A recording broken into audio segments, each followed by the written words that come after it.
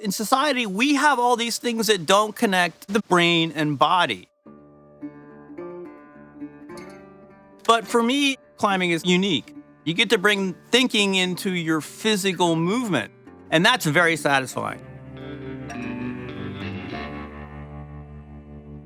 Hi, I'm Jim Bowers, and I'm your neighbor.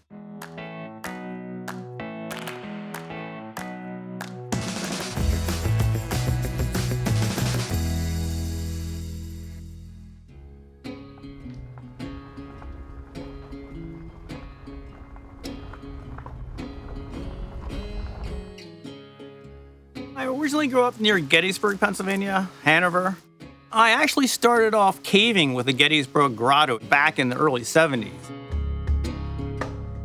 There wasn't really many rock climbers back then. In fact, the entire sport was kind of new. They were just inventing climbing in America. And the one guy that had gone caving with me kind of got into rock climbing. And that's how I started.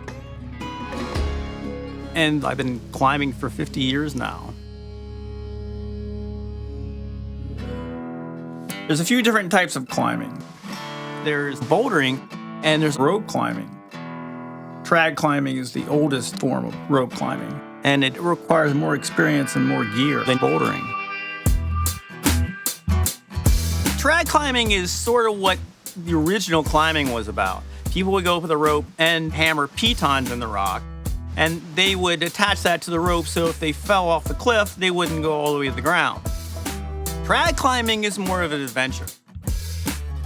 In bouldering, you don't use a rope, and you don't usually climb any higher than you're willing to jump down.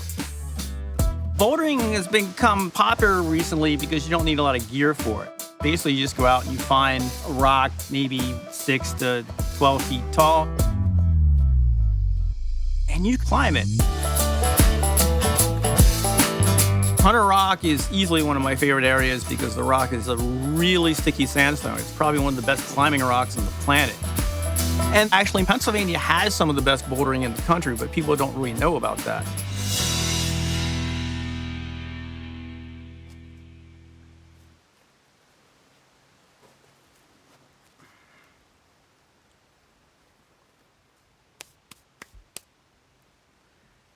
This area, Hunter Rocks, is unique in that there's a different type of climbing you can do here. You can go up to one of these rocks and start traversing, and you can traverse all day. And it's just continuous climbing. This is the world's longest game of hot lava. You keep traversing, and you can't touch the ground. I've been climbing here a long time. I used to be a really bold climber. Here at Hunter Rocks, there's a lot of tall things. So it requires a lot of actual, I wouldn't call it bravery, but the ability to climb up a good 15, 20-foot high rock.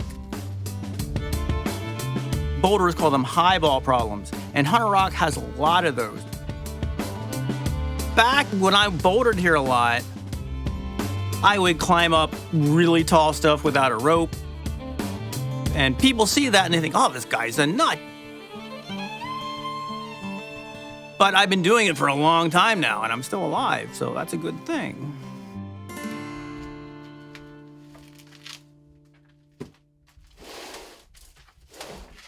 Ages ago, my friend bought some of the first plastic climbing holes for a climbing wall in his basement, and he didn't have quite enough, so I figured, well, I'll just drill some holes in rocks, and we'll use that. But everyone liked those much better than the plastic ones. So I started making a business out of drilling holes in rock. And I called that business Petrogrips. That actually was a lot of work, and I had to go pick up rocks, and I couldn't make specific holes. I have a degree in geochemistry. So I was in the geochemistry department one day, and I had read this stuff about chemically bonded ceramic. So I'm like, I could probably make handholds using that.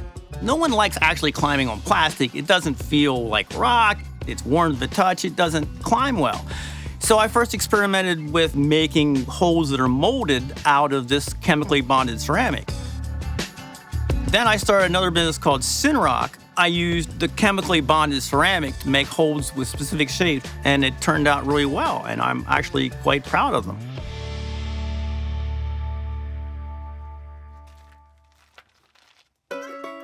I'm 64 years old now, and I'm a lot younger than any other 64-year-old person I know. And I think that's because I like to climb. It keeps me in shape. It never bores me. It's like solving a puzzle in your mind and your body. It's hard for me to imagine a time when I would stop climbing. The only thing that would probably do that is not being able to get out of bed.